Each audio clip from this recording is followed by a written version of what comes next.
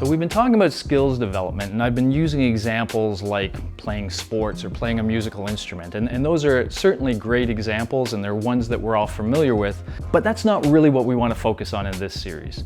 There are other skills that are in fact extremely important to your success, both in life and in your career. These are sometimes called soft skills or transferable skills. They are things like the following. I kind of think of them in three groups. There is the group that allows you to be a great problem solver and innovator. Those are sometimes called cognitive skills, and the core ones we talk about there are critical thinking and creative thinking. So they allow you to find problems and find solutions. Now, almost everything we do in life and in the workplace, we do as some sort of a group. And so it becomes very important to be able to work with others effectively. And these are called interpersonal skills. They include things like communication. And let's be clear, communication is a two-way thing. So it's both expressing yourself well to others, but also learning to listen well to others and learn from what they are saying.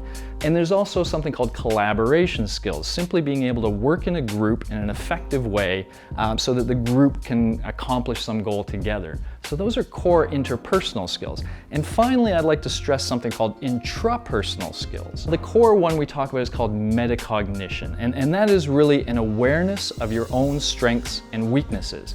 And it's seen sometimes as the key skill to personal growth.